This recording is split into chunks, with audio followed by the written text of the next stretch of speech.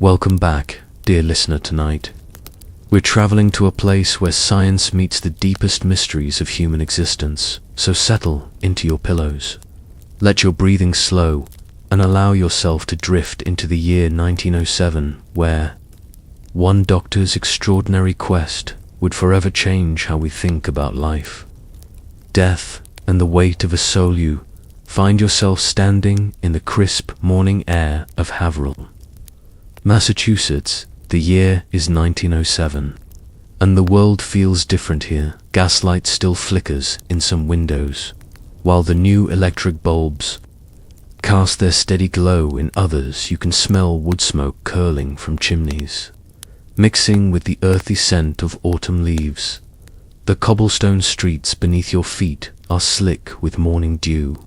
Horse-drawn carriages clip-clop past you, their wheels creating a rhythmic percussion against the stones. Occasionally, one of those new motorized automobiles putters by, belching smoke and causing pedestrians to turn and stare. This is a world caught between centuries, where ancient mysteries collide with modern scientific ambition. The air carries the sounds of a world awakening to industry. You hear the distant whistle of the textile mills that drive Haverhill's economy. Women in long skirts and high-buttoned boots walk purposefully toward their work, while men in bowler hats and dark coats stride with the confidence of the industrial age. Children's voices echo from the schoolyard, reciting lessons that will prepare them for a century of unimaginable change. The making of a soul hunter. Your journey begins not in 1907, but decades earlier. You drift backward through time, finding yourself in the 1870s, watching a young Duncan MacDougall as he first encounters death. He's just a boy then, standing beside his grandmother's bed in a small New Hampshire farmhouse. The room smells of lavender, sachets, and something else, something indefinable, that seems to hover at the edges of life itself. The farmhouse is simple but well kept. Handmade quilts cover the bed, their patterns telling stories of family history. Sunlight filters through lace curtains, casting delicate shadows on the wooden floor. You can hear the soft tick of a mantel clock, marking time with mechanical precision, while something far more mysterious unfolds. You watch as young Duncan reaches out to touch his grandmother's still warm hand. His eyes are wide with wonder and confusion. Where did she go? You hear him whisper to his mother, "She was here just a moment ago." His mother's gentle explanation about souls going to heaven doesn't satisfy the boy's scientifically curious mind. Even then, you can see the seeds of his future obsession taking root. Duncan's father, a practical farmer with calloused hands and a weathered face, tries to distract the boy with talk of chores and responsibilities, but you notice how Duncan keeps returning to his grandmother's bedside, studying her face with the intensity of a natural philosopher. He touches her forehead, her hands, her arms, as if trying to understand the precise moment when life becomes death. The funeral takes place 3 days later in the small village church. You sit beside young Duncan in the wooden pew, feeling his restless energy as the minister speaks of eternal rest and heavenly reward. The boy's attention is fixed, not on the theological explanations, but on the physical reality before him. His grandmother's body lies in the simple pine coffin, looking exactly as it did in life, yet somehow fundamentally different after the service. You follow Duncan to the cemetery. The autumn air is crisp and clear, filled with the sound of rustling leaves as the coffin is lowered into the earth. You watch Duncan's face contort with a mixture of grief and intellectual frustration. The adults around him accept the mystery of death as part of God's plan, but Duncan needs to understand the mechanism, the precise process by which consciousness departs the body. The scholar's formation. Time flows forward again, and you follow Duncan through his school years. You sit beside him in one-room schoolhouses where children of all ages Learn together the smell of chalk dust and wood stove. Smoke fills your nostrils. Duncan excels in his studies. Particularly in mathematics and natural philosophy, his teachers notice his unusual questions about the nature of life and death. You watch him conduct his first crude experiments in the barn behind his family's farmhouse. He weighs dead mice and chickens, searching for any difference from their living state. His scales are imprecise old kitchen balance scales that can barely detect differences in ounces, but the methodology is already there. The careful attention to detail that will later define his controversial research. His mother finds him one day weighing a recently deceased barn cat. You feel her mixture of concern and bewilderment as she watches her teenage son manipulating the lifeless form with scientific detachment. It's not natural.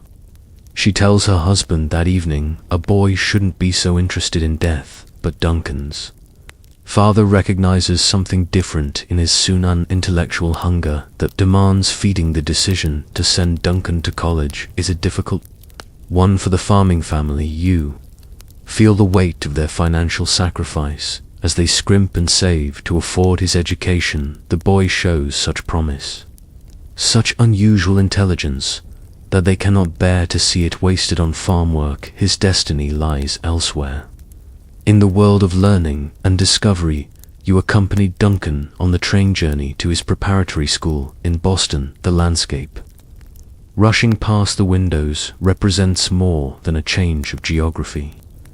It's a transformation from rural simplicity to urban complexity. The boy pressed against the window glass is leaving behind the farming life of his ancestors for the uncertain world of scientific inquiry. The medical student time flows forward again, and you follow Duncan through his medical training. You sit beside him in dimly lit lecture halls at Harvard Medical School, where gas lamps cast dancing shadows on the walls. The smell of formaldehyde and carbolic acid becomes as familiar as home. You watch him dissect cadavers with meticulous care, always searching for something beyond mere anatomy.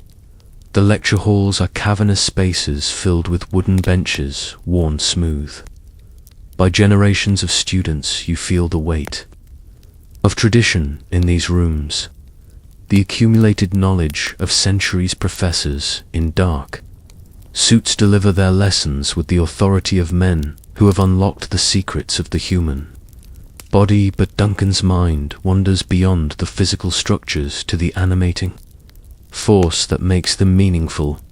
His professors notice his unusual focus, while other students memorize bone structures and muscle groups. Duncan asks different questions. What is consciousness? Where does personality reside?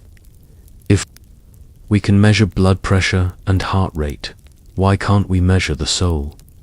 His classmates whisper about his strange interests, but you sense a brilliant mind grappling with humanity's greatest mystery. You watch him in the dissection room, his hands steady as he explores the intricate architecture of the human body.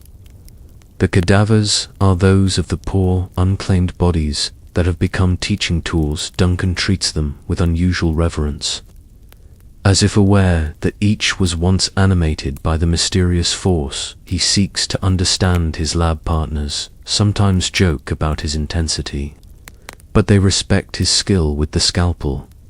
The winters in Boston are harsh, and you feel the cold seeping through the windows of Duncan's modest boarding house room. He studies by lamplight until late into the night. Surrounded by medical texts and philosophical works, his reading extends far beyond the required curriculum. He devours everything he can find about the nature of consciousness, the relationship between mind and body, the mystery of personal identity. You observe him writing long letters to his family, trying to explain his growing fascination with the borderland between life and death. His mother responds with gentle concern, urging him to focus on helping the living rather than puzzling over the dead. His father writes less frequently, but with deeper understanding of his son's intellectual quest the farming community that raised him can't fully comprehend. His urban education, but they take pride in his achievements. The scientific revolution by the 1890s. You find yourself walking through a world transformed by scientific discovery. The air itself seems charged with possibility. Röntgen has just discovered revealing the hidden architecture of the human body. Marie and Pierre Curie are unlocking the secrets of radioactivity. The very atoms that make up matter are proving to be far stranger and more wondrous than anyone imagined. You stand with Dr. MacDougall in his office, watching him read about these revolutionary discoveries by lamplight. The yellow glow illuminates his face as he pores over scientific journals outside his window. The first electric streetlights are beginning to appear, pushing back the darkness that has shrouded human civilization for millennia. If invisible rays can pass through solid matter, he wonders aloud what other invisible forces might exist. The medical journals arrive monthly, filled with reports of discoveries that challenge fundamental assumptions about reality. You read over MacDougall's shoulder as he studies articles about the nature of energy, the relationship between matter and force, the possibility that the universe is far more mysterious than Newton's mechanical clockwork. Each breakthrough seems to expand the realm of the possible. You attend medical society meetings where learned physicians debate the implications of these new discoveries. The gaslit lecture halls buzz with excitement as speakers describe the latest findings. Some doctors worry that science is moving too fast, that the ancient art of healing is being overwhelmed by mechanical innovations. Others, like MacDougall, see unlimited potential in the marriage of scientific method and medical practice. The scientific community is buzzing with debates about the nature of reality itself. You attend lectures where learned men argue about the existence of the ether, mysterious substance once thought to permeate all of space. Some scientists are beginning to question whether matter and energy are truly separate things in this atmosphere of revolutionary thinking. MacDougall's interest in weighing the soul doesn't seem quite so outlandish. You feel the intellectual excitement of the era. It's a time when the impossible seems possible, when the boundaries between the physical and metaphysical appear to be dissolving. In seance rooms across America and Europe, people are claiming to communicate with the dead in laboratories. Scientists are discovering that the solid world of Newton is far more mysterious than anyone suspected. The young physician, you follow MacDougall as he establishes his medical practice in Haverhill. The small industrial city offers him the perfect balance, urban enough to provide challenging cases, but intimate enough that he can know his patients as individuals rather than mere symptoms. His office is modest but well equipped, with the latest medical instruments arranged on polished wooden shelves. The waiting room fills with the diverse population of a working-class community. You observe mill workers with their hands stained from textile dyes, shopkeepers suffering from the stress of economic uncertainty, immigrant families struggling with language barriers and unfamiliar medical concepts. MacDougall treats them all with the same careful attention, but you sense his mind constantly returning to deeper questions about the nature of life and consciousness. You watch him treating his first tuberculosis patient, a young woman named Mary O'Brien. The disease is a scourge of the industrial age, spreading rapidly through crowded tenements and poorly ventilated workplaces. As MacDougall listens to her labored breathing through his stethoscope, you see him struggling not just with the medical challenge, but with the philosophical implications. What happens to the spark that makes Mary uniquely herself when the disease finally claims her? His reputation grows slowly but steadily. You accompany him on house calls through Haverhill's narrow streets, his black medical bag swinging at his side. The gas lamps create pools of yellow light in the darkness, and you can hear the Sounds of the city settling into evening, children called in for supper, men returning from the mills, the distant whistle of trains carrying goods to Boston and beyond in the homes of the dying. You watch MacDougall develop his characteristic bedside manner. He combines medical expertise with genuine compassion. But there's always something else in his attentioner, scientific curiosity about the process of dying itself. He asks families about their loved ones' final moments, taking careful notes that go beyond standard medical records. The philosophical foundation. You spend long evenings with MacDougall in his private study, watching him wrestle with the philosophical implications of his medical practice. The room is lined with books, medical texts, philosophical treatises, scientific journals. The gaslight casts warm circles of illumination, while shadows dance on the walls. You can smell the leather bindings and the faint odor of pipe tobacco. He's reading widely beyond medicine. William James on the varieties of religious experience, Henry Bergson on the nature of consciousness, the latest German works on experimental psychology. You watch him taking careful notes, drawing connections between different fields of knowledge. The boundaries between science and philosophy seem artificial to him. Truth is truth, regardless of which discipline claims it. The writings of William James particularly fascinate him. James, both a physician and a philosopher, has attempted to study consciousness with scientific rigor. His work with the American Society for Psychical Research suggests that the human mind might have capabilities beyond the purely material. MacDougall corresponds with James, sharing his growing conviction that consciousness itself might be measurable.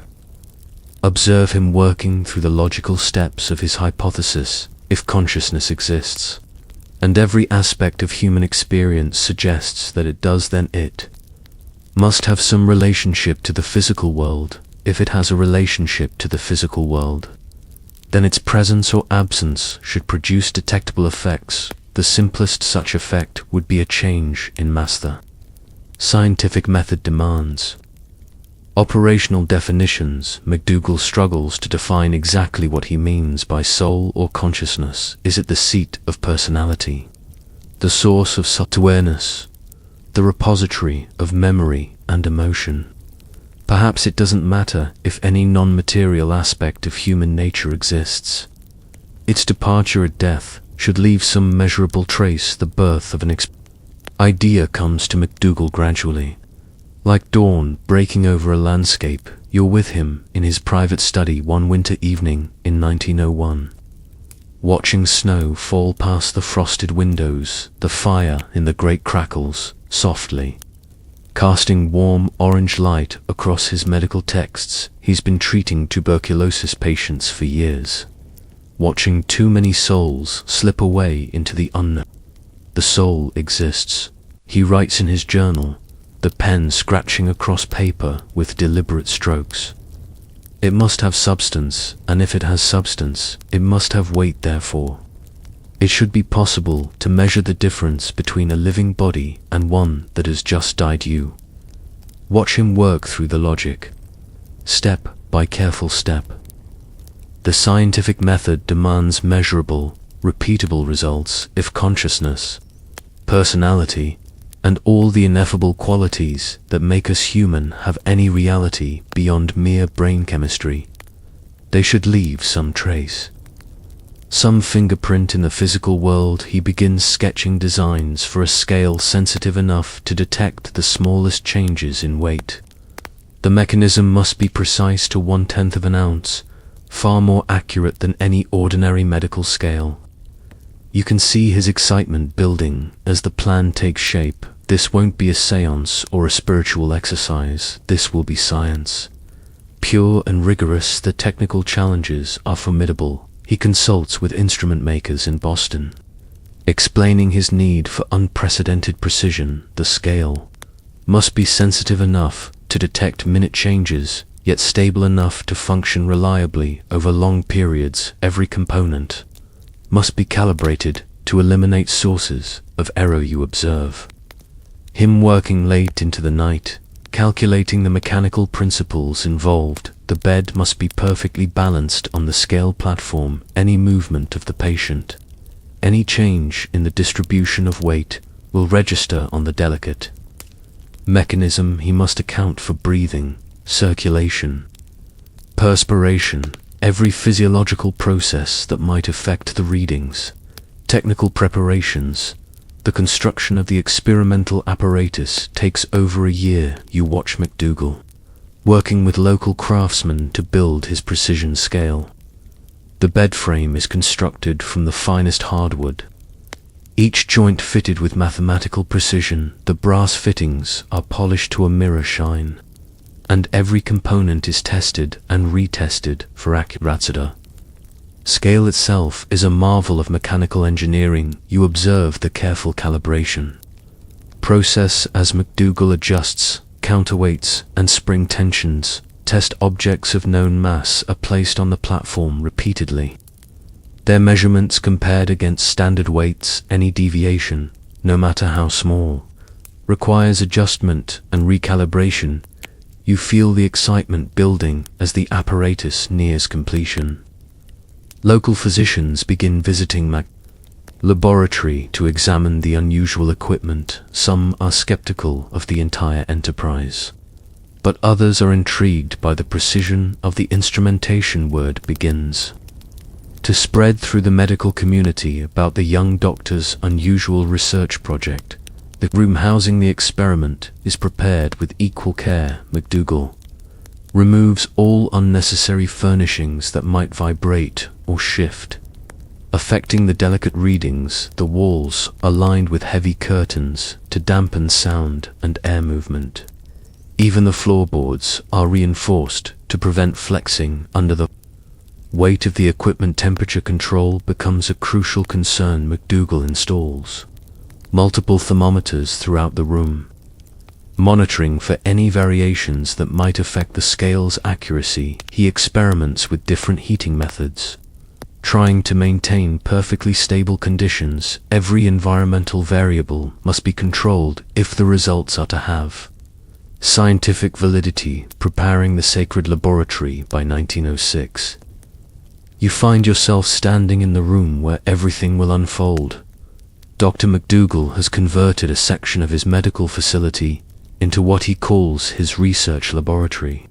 Though it feels more like a chapel, the morning light filters through tall windows, casting long rectangles of golden radiance across the specially constructed bed. The bed itself is a marvel of engineering, built of the finest hardwood.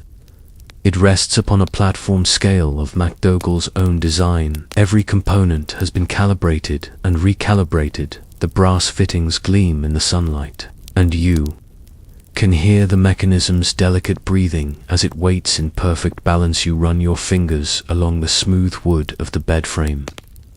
The craftsmanship is exquisite, every joint fitted with mathematical precision. There are no squeaks or creaks to disturb the readings. Even the mattress has been specially selected for its consistency, its ability to maintain the same weight under varying conditions.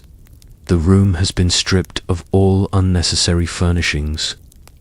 A single chair sits in the corner where MacDougall will keep his vigil. A small table holds his notebooks and instruments, barometers, every device needed to monitor the environmental conditions. The air itself seems to hold its breath in anticipation. You notice how the acoustics of the room create a sense of profound quiet. Sounds from the outside world seem muffled and distant. Even your own footsteps are softened by the careful design. This is a space dedicated to the most delicate of measurements, the most sacred of transitions. The lighting has been carefully planned to provide consistent illumination without generating heat that might affect the scale. MacDougall has experimented with different lamp positions, testing how shadows and reflections might interfere with his ability to read the delicate instruments. Every detail serves the larger purpose of creating perfect experimental conditions. The ethical considerations. the search for suitable subjects raises profound ethical questions. You sit with MacDougall as he drafts letters to his medical colleagues, explaining his research goals and requesting referrals. The patients must be terminally ill, their deaths expected within days or weeks, but they must also be mentally competent to understand and consent to the unusual procedure. Observe him agonizing over the moral implications of his request. Is it right to ask dying people to participate in such an experiment? Does the potential scientific value justify the intrusion on their final moments?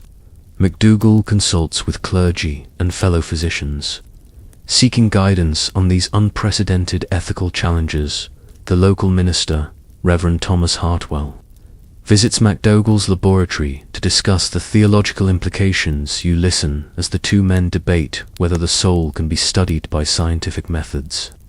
Hartwell is troubled by the materialistic approach, but intrigued by the possibility of empirical evidence for spiritual reality. Their conversations continue late into many evenings. Medical ethics in 1906 are less formalized than modern standards, but MacDougall takes his responsibilities seriously. He develops detailed consent procedures, ensuring that patients understand exactly what the experiment involves. No one will be coerced or misled. The scientific quest for truth must not compromise basic human dignity. You watch him practicing his explanation to potential volunteers. The language must be clear but not alarming, scientific but not dehumanizing. He emphasizes that participation is entirely voluntary and that the experimental procedure will not interfere with medical care or comfort measures. The patient's well-being remains the primary concern. First approach word of MacDougall's experiment spreads quietly through the medical community. You overhear hushed conversations in hospital corridors, see the raised eyebrows and skeptical glances. Some colleagues openly mock the endeavor. Weighing souls, they scoff. What's next? Measuring the color of thoughts. But others are intrigued. You attend a small gathering of physicians where MacDougall presents his methodology. The gas lamps cast shadows that dance across the walls as he explains his theoretical framework. If consciousness has mass, he argues, then the moment of death should register as a measurable weight. Lost ER. Richard Hodgson, a researcher with the American Society for Psychical Research, visits MacDougall's laboratory. You watch as the two men examine the scales together, discussing calibration and methodology. Hodgson has spent years investigating claims of life after death. Here, finally, might be a way to approach the question with scientific rigor. Search begins for suitable patients. MacDougall needs volunteers who are approaching death naturally, who understand the nature of the experiment and consent to participate. The ethical considerations weigh heavily on him. You see him lying awake at night, staring at the ceiling, wrestling with questions that have no easy answers. Potential subjects decline to participate. You feel their discomfort as MacDougall explains the procedure. For some, the idea of being weighed at the moment of death seems undignified. Others worry about theological implications. A few are simply too ill to comprehend the request. MacDougall respects every refusal without argument. The first volunteer finally emerges from an unexpected source. Thomas Morrison, a retired mill worker dying of tuberculosis, approaches MacDougall directly after hearing about the experiment from a mutual friend. You observe their initial meeting in Morrison's modest apartment, the smell of boiled cabbage and carbolic soap filling the air. The first volunteer on a grey morning in early 1907. You watch as the first volunteer arrives. He's a man in his 70s, dying slowly of tuberculosis. His name is Thomas, and despite his weakened condition, his eyes still hold a spark of curiosity about what lies beyond. The disease has ravaged his body, but his mind remains clear and determined. Thomas Morrison has lived a hard but honest life. You Learn his story as MacDougall records his medical history, born on a farm in rural Massachusetts. He came to Haverhill as a young man to work in the textile mills. 40 years of breathing cotton, dust, and industrial fumes have weakened his lungs, making them vulnerable to the tuberculosis that now claims his life. You observe the careful ritual as Thomas is helped onto the specially prepared bed. The scale responds immediately to his weight, approximately 140 pounds. MacDougall adjusts the counterweights with surgical precision, balancing the mechanism until the needle rests at perfect zero. Every subsequent fluctuation will be recorded with meticulous accuracy. Thomas jokes weakly about being the first person to have his soul scientifically measured. You sense his mixture of nervousness and pride in contributing to the advancement of human knowledge. His wife sits quietly in the corner, her weathered hands folded in her lap,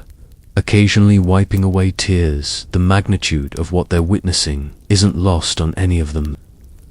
The room settles into a profound stillness. Thomas closes his eyes, his breathing shallow but steady. You can hear the soft tick of MacDougall's pocket watch, the distant sound of horses clopping on cobblestones outside. The afternoon light shifts gradually across the wooden floor, marking the passage of time in golden increments. MacDougall sits in his chair, notebook open, pen poised. He records everything. The temperature 68 degrees Fahrenheit, the humidity 45%, the atmospheric pressure 30.12 inches of mercury. Every variable that might affect the readings is documented. This is science in its purest form, careful observation, unclouded by preconceptions. Hours pass in this sacred vigil. You watch Thomas's chest rise and fall with increasing difficulty. His breathing becomes more labored, then gradually more peaceful. MacDougall monitors the scale continuously, noting the tiny fluctuations caused by each breath. The needle quivers with the rhythm of life itself. Thomas's wife holds his hand, whispering words of comfort and love. You feel the weight of their shared history. 50 years of marriage, children raised, hardships endured together. The scientific apparatus suddenly seems inadequate to capture the human significance of this moment. Yet MacDougall continues his careful documentation, honoring both the man and the mystery. The moment of truth as the sun begins to set, painting the room in shades of amber and gold. You sense the approaching transition. Thomas's breathing becomes irregular, then stops altogether. MacDougall leans forward, his eyes fixed on the scale's delicate needle. For a moment, the world seems suspended in perfect stillness. Then it happens. The needle drops suddenly, decisively. 3/4 of an ounce, 21 grams. You feel your breath catch as MacDougall records the measurement with trembling hands. In that instant, it seems as though you've witnessed the impossible, the precise moment when whatever makes us human departs the physical world. MacDougall stares at his notes in amazement. The weight loss is immediate and permanent. There's no gradual decline, no slow seepage. One moment, Thomas weighs 140 pounds exactly. The next moment he weighs 140 pounds minus 3/4 of an ounce. The difference is as clear and definitive as the difference between life and death itself. You watch MacDougall check and recheck his instruments. Could it be an error, a mechanical failure? But the scale responds perfectly to test weights. The loss is real, measurable, undeniable. For the first time in human history, someone has seemingly quantified the weight of consciousness itself. The implications flood through MacDougall's mind like lightning. You can see him wrestling with the magnitude of what he's just observed. If this result is accurate, if it can be replicated, it might revolutionize our understanding of human nature. The soul wouldn't be mere poetry or religious metaphor. It would be a measurable reality. Thomas's wife continues to hold her husband's hand, unaware of the precise moment that MacDougall's instruments detected to her. Thomas simply stopped breathing. The scientific measurement can't capture the personal devastation of her loss or the lifetime of memories that died with him. MacDougall makes a note to himself about the limitations of even the most precise instruments. Immediate aftermath in the hours following Thomas Morrison's death. You observe MacDougall wrestling with the implications of his measurement. He continues monitoring the scale for several more hours, confirming that the weight loss is permanent. No gradual change occurs, no settling or adjustment whatever. Left Thomas's body at the moment of death is simply gone. The body begins the natural process of cooling and rigidity. MacDougall documents these changes alongside his scale readings. The physical alterations follow predictable patterns. But the scale never again shows Thomas's original weight. The lost mass seems to have vanished from the observable universe. You watch MacDougall carefully examining his equipment for any possible sources of error. He tests the scale's accuracy with known weights, verifies the temperature and humidity readings, checks for any mechanical problems. Every component functions perfectly. The 21-gram loss appears to be genuine. Mrs. Morrison sits vigil with her husband's body through the night. Following the customs of her generation, you observe her quiet grief. The way she occasionally touches Thomas's face or adjusts his clothing. She's unaware of the scientific drama that unfolded at the moment of his death for her. The mystery lies not in weight measurements, but in the incomprehensible reality of loss. MacDougall struggles with whether to share his preliminary results. The scientific method demands replication before drawing conclusions. One experiment, no matter how dramatic, cannot establish a universal principle yet. The implications are so profound that he finds it difficult to contain his excitement. The second experiment. 3 weeks later, you return to witness the second attempt. The volunteer this time is a woman named Mary Gallagher, also suffering from advanced tuberculosis. She's smaller than Thomas, weighing only 98 pounds. But her determination to contribute to science is equally strong. The room has been prepared with the same meticulous care. Comes from a different social background than Thomas. You learn her story as MacDougall records her medical history. The daughter of Irish immigrants, she worked as a seamstress until the tuberculosis made employment impossible. Her small apartment is filled with the work of her hands, embroidered linens, carefully mended clothing, evidence of a life spent creating beauty despite hardship. Process unfolds with ritual precision. Mary is positioned on the bed, the scale calibrated to perfect balance. MacDougall has invited 2 colleagues to witness this experiment, hoping for independent verification of his methods. You can feel the tension in the room as 3 sets of eyes focus on the delicate needle. Henry Sullivan, MacDougall's former classmate, observes with obvious skepticism. You sense his discomfort with the entire enterprise.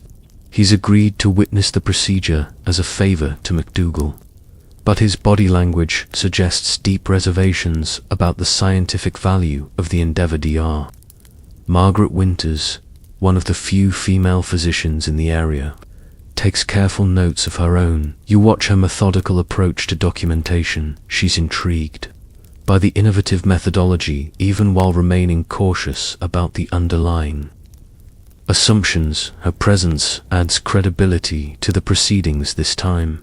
The vigil lasts through the night. You watch the gas lamps flicker, casting ever-changing shadows on the walls. Mary's breathing is peaceful but increasingly shallow. Outside, you can hear the night sounds of her villa dog barking in the distance. The whistle of a late train. Mary maintains consciousness longer than Thomas did. You observe her occasional whispered conversations with the Catholic priest who has come to administer last rites. Her faith provides comfort in these final hours, but she remains committed to the scientific procedure. She jokes weakly that she's helping to prove God's existence through science as dawn approaches, painting the windows with pale grey light. Mary's breathing stops once again. Eyes are fixed on the scale once again.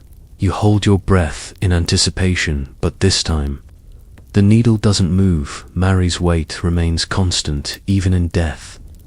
The disappointment and doubt, the disappointment in the room is palpable.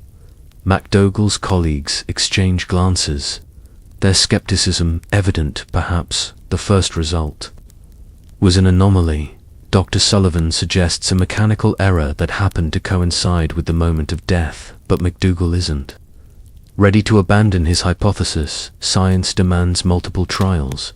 He reminds them one negative result doesn't invalidate the positive one. Winters raises important methodological questions. You listen as she points out variables that might account for the different results. The patient's sizes were different. Their disease stages varied. The environmental conditions weren't identical. Perhaps the weight loss, if real, only occurs under specific circumstances. MacDougall spends the following days analyzing every aspect of both experiments. You watch him comparing his detailed notes, searching for patterns that might explain the discrepancy. Thomas and Mary were similar in many ways, both dying of tuberculosis, both of similar backgrounds and beliefs, yet their deaths produced dramatically different results. The failure to replicate his initial finding troubles MacDougall deeply. You observe him questioning not just his methodology, but his fundamental assumptions.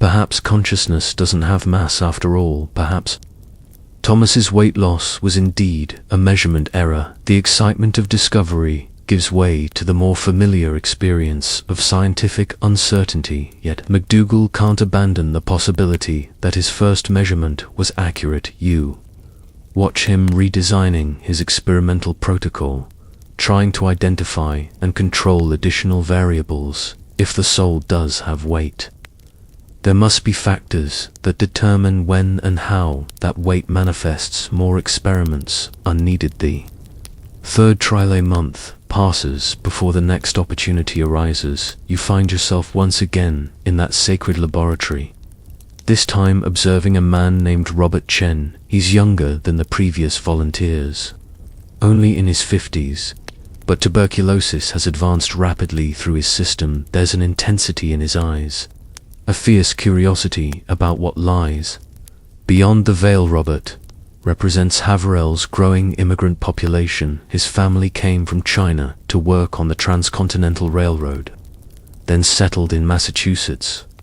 When that project was completed, the cultural differences add another layer of complexity to the experiment. Does consciousness manifest the same way across different ethnic and cultural backgrounds? MacDougall has refined his procedures based on the previous experiments. He's added additional instruments to monitor air pressure and temperature fluctuations. Every possible variable that might affect the scale's readings is now being tracked. The scientific method demands this level of precision. You settle into the familiar rhythm of the vigil. Hours pass in contemplative silence. The spring afternoon light filters through the windows, warming the wooden floor.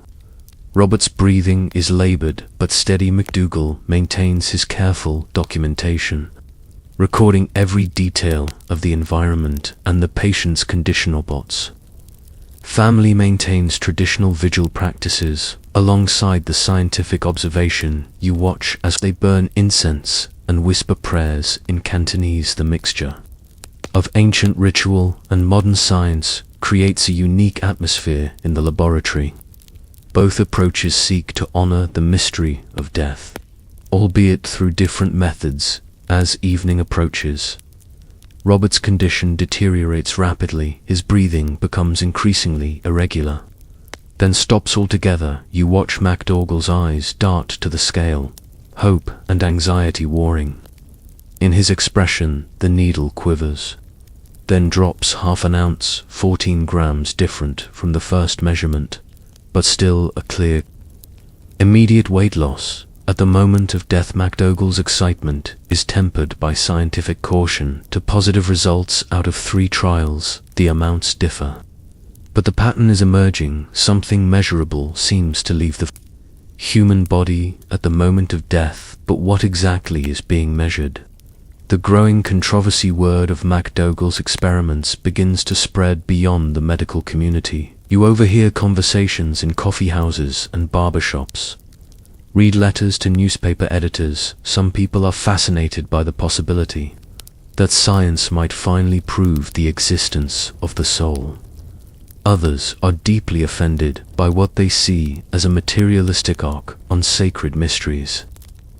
The local newspaper, the Haverhill Gazette, publishes a cautious article about MacDougall's research. You read the carefully worded piece, noting how the editor tries to balance public interest with scientific skepticism. The article generates dozens of letters from readers expressing everything from excitement to outrage. Religious leaders express mixed reactions. You attend a sermon where the pastor condemns the experiments as an affront to divine mystery. Some things, he thunders from the pulpit, are not meant to be weighed and measured, but other clergymen are intrigued if MacDougall's results are accurate.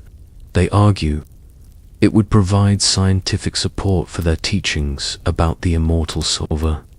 Scientific establishment is equally divided. You sit in on heated debates at medical society meetings. Critics point to the small sample size, the lack of controlled conditions, the impossibility of ruling out all variables. Correlation is not causation. They insist the weight loss could be explained by the sudden cessation of perspiration, the relaxation of muscle tension, or dozens of other physiological factors, but supporters argue that MacDougall is pioneering a new field of research. If consciousness has physical reality, of thoughts and memories and emotions are more than mere chemical reactions, then they must leave some trace in the material world. The scale might be the first instrument sensitive enough to detect that trace. You observe MacDougall struggling with his sudden notoriety. He's always been a private person, more comfortable with patients than with public attention. The controversy surrounding his work makes it difficult to continue his research in peace. Every result is scrutinized, not just scientifically, but politically and theologically. The 4th and 5th attempt summer arrives, and with it, 2 more opportunities to test MacDougall's hypothesis. The 4th volunteer is an elderly woman named Sarah Patterson, whose quiet dignity fills the laboratory with a sense of peace. You watch as she's positioned on the familiar bed, the scale once again calibrated to perfect balance. Her represents old New England stock. Her family has lived in Massachusetts since the colonial era. You learn her history as MacDougall records her medical information. She raised 6 children, lost to 2 childhood diseases, and outlived her husband by 15 years. Tuberculosis found her in her 70s.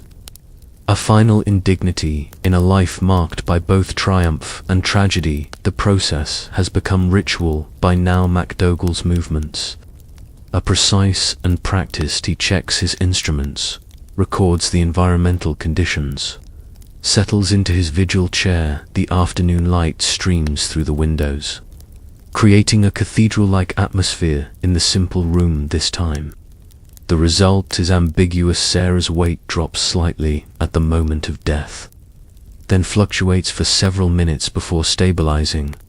MacDougall frowns as he records the irregular readings. The pattern isn't as clear as in the 1st and 3rd experiments. Science demands consistency, and this result raises more questions than it answers. The 5th experiment, conducted 2 weeks later, produces yet another anomaly. The volunteer, a man named William Foster, actually appears to gain weight briefly after death before returning to his previous measurement. MacDougall stares at his instruments in confusion. Could there be factors he hasn't considered? Variables beyond his ability to control? William's case is particularly puzzling. because his tuberculosis was in an advanced stage, similar to Thomas's. You observed the similarities between the two men's similar ages, backgrounds, and disease progression, yet their deaths produce completely different measurements. The inconsistency troubles MacDougall's scientific sensibilities. Sixth and final trialers. Autumn returns to Haverhill. MacDougall prepares for what will be his final attempt to weigh the human soul. The volunteer is a woman named Catherine Sullivan, whose tuberculosis has progressed to its terminal stage. She's aware of the controversy surrounding the experiments, but her faith in the value of scientific inquiry remains unshaken. Catherine brings a unique perspective to the experiment. You learn that she's one of the growing number of educated women in early 20th century America. Her approach to the research is both intellectual and spiritual. She sees no conflict between scientific investigation and religious faith. You feel a sense of completion. As the familiar ritual begins one last time, the room is filled with golden afternoon light. The scale perfectly balanced, the instruments precisely calibrated. MacDougall has learned from each previous trial, refining his methods and eliminating potential sources of error. Catherine's transition is peaceful and gradual. You watch her breathing slow and eventually stop. MacDougall's eyes are fixed on the scale, and you can feel the weight of expectation in the room. This final result will help determine whether his hypothesis has any validity. The needle drops suddenly and decisively, 22 grams, nearly identical to the first measurement. MacDougall's hands shake slightly as he records the number 3. Clear, positive results out of 6 trials, not perfect, but statistically significant enough to merit publication. Catherine's death seems to vindicate MacDougall's original observation. The weight loss is immediate, substantial, and permanent. You observe him checking and rechecking his instruments, confirming that the measurement is accurate whatever caused the anomalous results in the other experiments.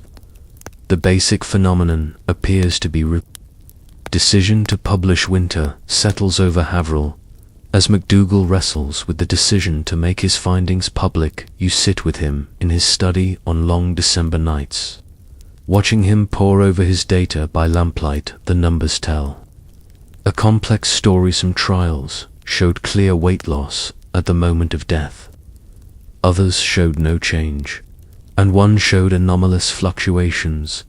The scientific method demands honest reporting of all results, both positive and negative.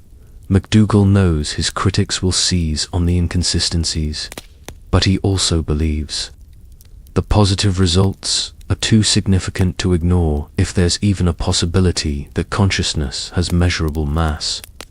It deserves investigation. He drafts and redrafts his paper dozens of times. Each version struggles to balance scientific rigor with the profound implications of his findings. You watch him crossing out phrases, adding qualifications, trying to anticipate every possible criticism. The weight of potential immortality rests on those carefully chosen words.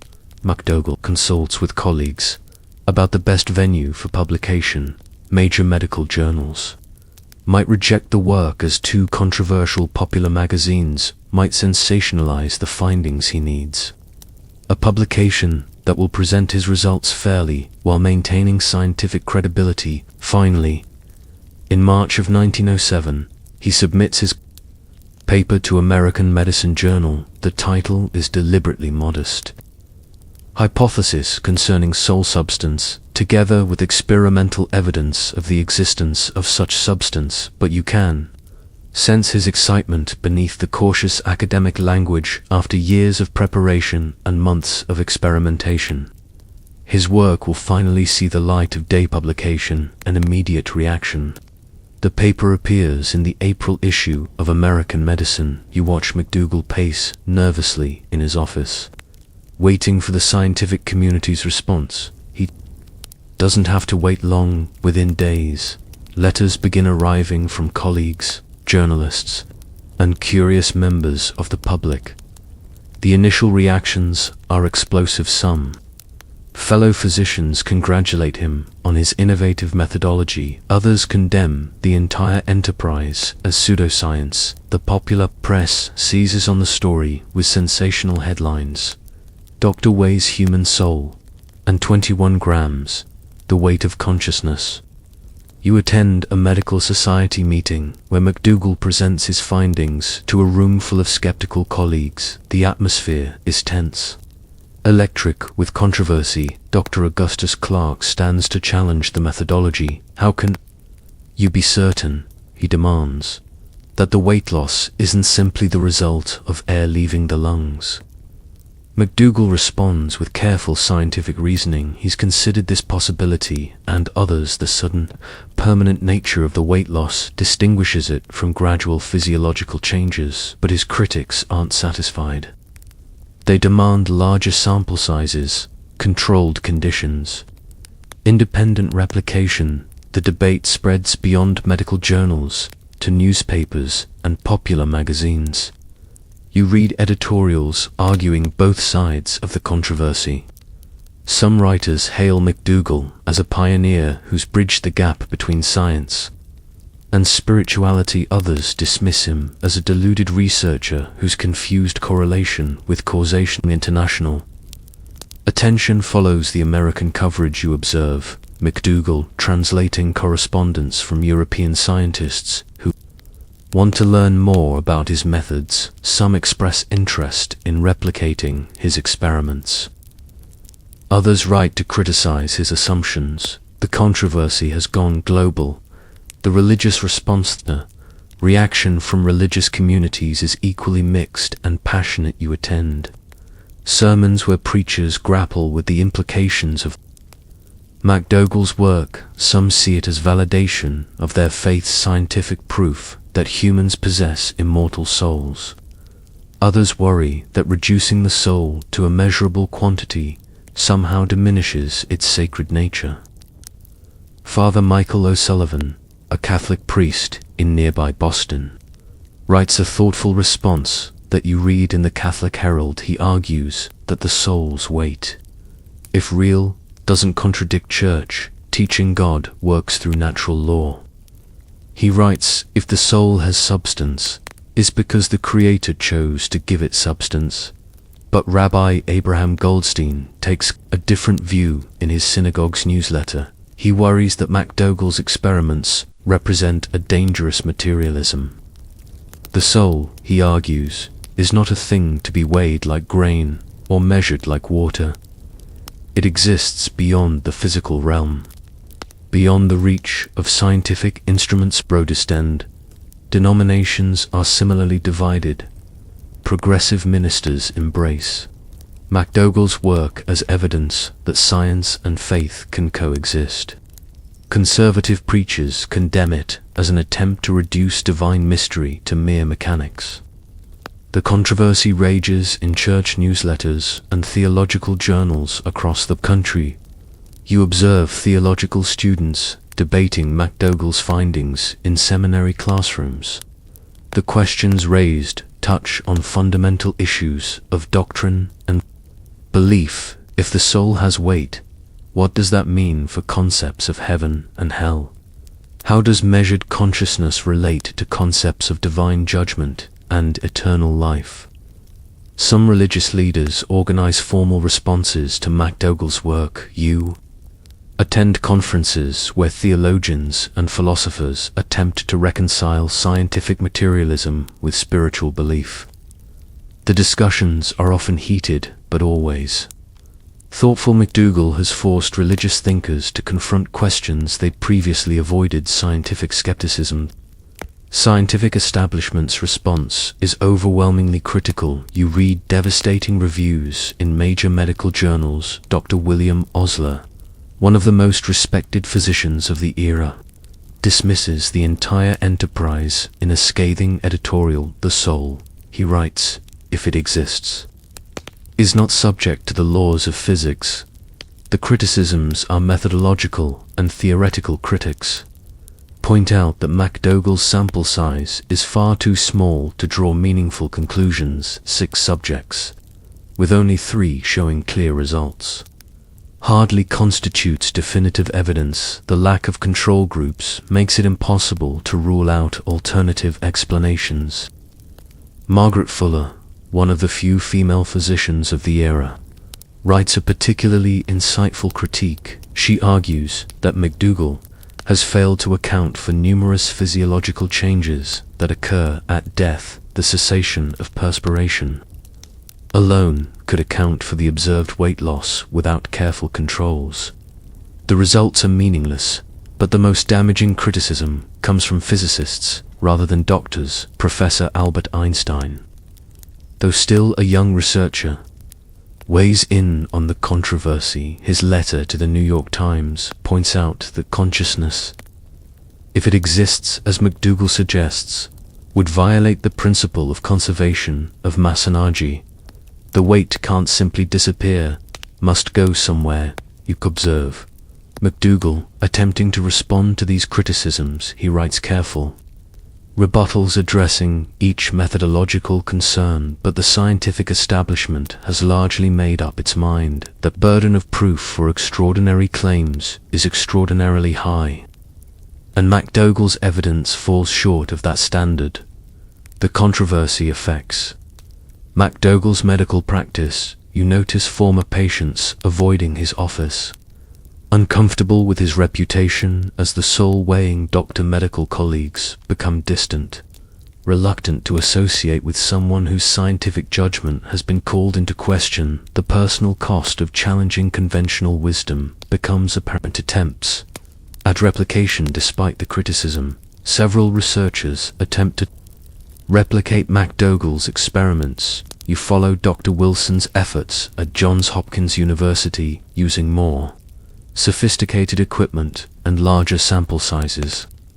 He fails to reproduce MacDougall's results. None of his 23 subjects show any measurable weight loss at the moment of death. Similar attempts in Europe yield equally negative results. Dr. Heinrich Müller in Berlin, Dr. Francois Larson in Paris, Dr. Giovanni Benedetti in Romal report no evidence of weight loss associated with death. The scientific consensus gradually solidifies around the view that MacDougall's original results were experimental artifacts.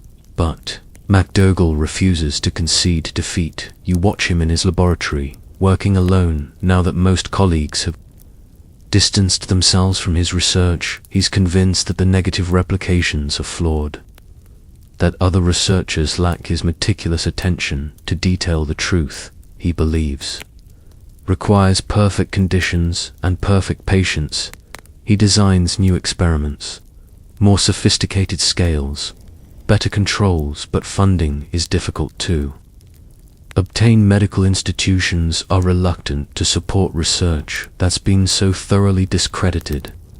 MacDougall finds himself increasingly isolated, pursuing his obsession with his own resources. You observe him corresponding with other researchers who claim to have observed similar phenomena. A few scientists report weight changes at the moment of death, but their results are even less consistent than MacDougall's. The community of believers in soul weight remains small and marginalized. The dogs experiment in a controversial decision. MacDougall expands his research to include animals. If the soul is uniquely human, he reasons, then animals should show no weight loss at death. If the weight loss is purely physiological, then all dying creatures should exhibit the same phenomenon. You watch with mixed feelings as he prepares to test his hypothesis on dogs. The ethical implications are troubling, even by the standards of 1907, but MacDougall is convinced that this comparison is essential to understanding his human results. Science, he argues, sometimes requires difficult choices. The experiments are conducted with the same meticulous care as the human trials, but the results are clear and consistent. The dogs show no weight loss at the moment of death. Their mass remains constant throughout the dying process. For MacDougall, this seems to confirm that his human subjects experienced something fundamentally different. Critics are quick to point out alternative explanations. Dogs pant to regulate temperature, so their breathing patterns differ significantly from humans. Their smaller size means that measurement errors would be proportionally larger.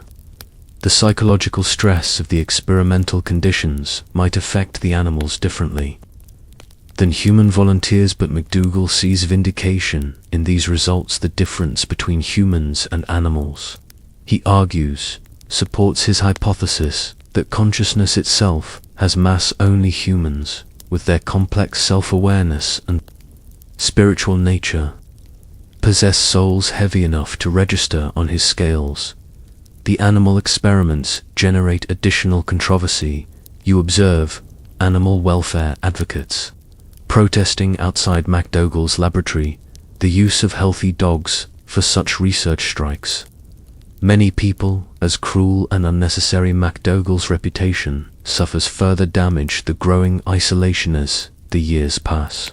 You watch MacDougall become increasingly isolated from mainstream medicine. Former colleagues avoid him at professional gatherings. His papers are rejected by major journals. The young doctor who once showed such promise is now viewed as an eccentric at best, a charlatan at worst. But MacDougall continues his research undaunted. You find him in his laboratory late at night, refining his instruments, analyzing his data, searching for patterns that might convince the skeptics. His dedication is both admirable and tragic. He sacrificed his reputation, his career, perhaps his sanity in pursuit of an impossible goal. His wife grows concerned about his obsession. You overhear their quiet conversations in the evening, her gentle attempts to persuade him to abandon the research, come back to regular practice. She pleads help the living instead of trying to measure the dead, but MacDougall can't let go of his conviction that he's glimpsed something profound. Financial pressures mount as his regular practice suffers. Patients are reluctant to consult a doctor known for his bizarre experiments. Medical colleagues refer their cases elsewhere. MacDougall finds himself forced to choose between his livelihood and his research.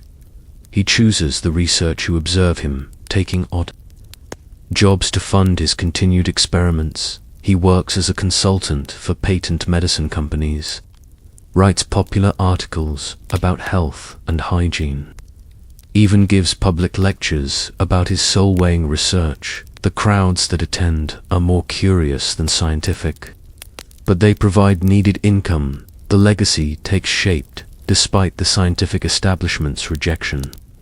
MacDougall's work begins to take on a life of its own in popular culture. You watch as the 21 grams figure becomes embedded in the public consciousness. Writers use it in novels, poets reference it in verses, philosophers debate its implications. The number appears in newspaper articles about death and dying. Spiritualists claim it as evidence for their beliefs. Materialists argue it proves that even the soul is subject to physical laws. The measurement becomes a cultural touchstone, a shorthand for the eternal human question of Wuthapans when we die. You attend lectures where MacDougall, now in his 60s, still attempts to defend his findings. His hair has gone grey. His hands tremble slightly, but his passion remains undimmed. He speaks to small audiences of true believers and curious skeptics. Most scientific venues are closed to him. Now his arguments have evolved over the years. He no longer claims to have definitively proven the existence of the soul. Instead, he presents his work as preliminary evidence that consciousness might have physical properties. The weight loss, he suggests, could represent some form of energy or information leaving the body. Popular magazines publish sensationalized accounts of MacDougall's experiments. You read articles that distort his careful methodology, exaggerate his claims, and ignore his qualifications. The public understanding of his work becomes increasingly divorced from the scientific reality. The legend of 21 grams grows beyond his control, the world is transforming. Around MacDougall's isolated research, you watch as Einstein's theories revolutionize physics. The rigid mechanical universe of Newton gives way to a stranger. More mysterious reality, mass and energy, prove to be interchangeable. Quantum mechanics suggests that observation itself affects reality. These developments don't vindicate MacDougall's specific claims, but they create a climate where his questions seem less absurd if matter can become energy. If consciousness plays a role in determining physical reality, then perhaps the boundary between mind and matter isn't as clear as 19th century science assumed. You attend a lecture by the young physicist Niels Bohr, where he discusses the Copenhagen interpretation of quantum mechanics reality. He suggests doesn't exist independently of observation. The act of measurement creates the phenomena being measured in this strange new world. MacDougall's attempt to weigh consciousness seems less like pseudoscience and more like prophesying. These philosophical implications remain largely unexplored. The scientific community is too busy grappling with relativity and quantum mechanics to reconsider MacDougall's discredited experiments. His work remains a historical curiosity, a footnote in the history of scientific overreach. World War I erupts, redirecting scientific attention toward practical applications. You observe the mobilization of research toward military ends. Questions about the nature of consciousness seem irrelevant when poison gas and artillery shells demand immediate solutions. MacDougall's esoteric concerns are pushed further to the margins. The influenza pandemic of 1918 brings death close to everyone. You watch MacDougall treating flu victims, his skills as a physician still sharp despite his controversial reputation. The massive mortality reminds him why he began studying death in the first place. Each patient lost represents another mystery unsolved. The personal cost you observe, the toll that decades of rejection have taken on MacDougall. The confident young doctor has become a lonely old man, still convinced of his discovery but unable to persuade anyone else. His medical practice has dwindled to almost nothing.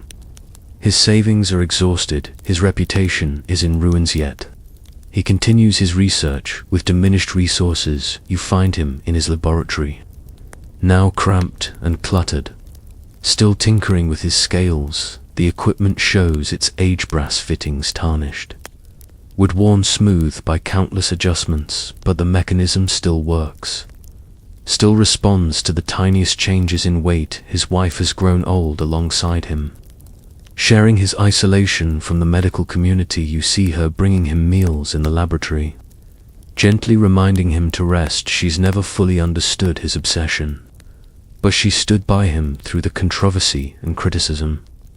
Their love provides the only warmth in his increasingly cold professional life. MacDougall's health begins to fail. In the 1920s, decades of stress and overwork have taken their toll. You watch him moving more slowly through his laboratory, his once steady hands now shaking with age and illness, but his mind remains sharp, still wrestling with the implications of those long-ago experiments. Younger colleagues sometimes visit, drawn by curiosity about the legendary soul doctor.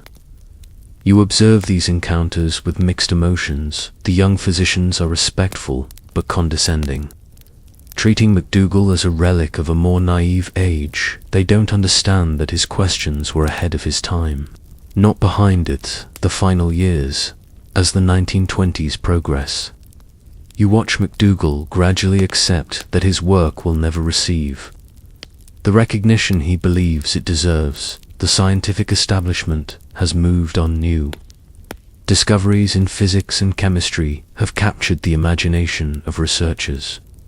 The question of consciousness and its physical properties remains unexplored, but MacDougall finds solace in the knowledge that his experiments, whatever their flaws, asked important questions. In his final papers, published in obscure journals, He focuses less on defending his specific results and more on encouraging others to investigate the physical basis of consciousness. The methods may have been imperfect, but the goal remains valid. You sit with him in his study as he writes his memoirs. The lamplight casts familiar shadows on the walls as he reflects on his controversial career. I may have been wrong about the details, he writes, *, but I was right to ask the question.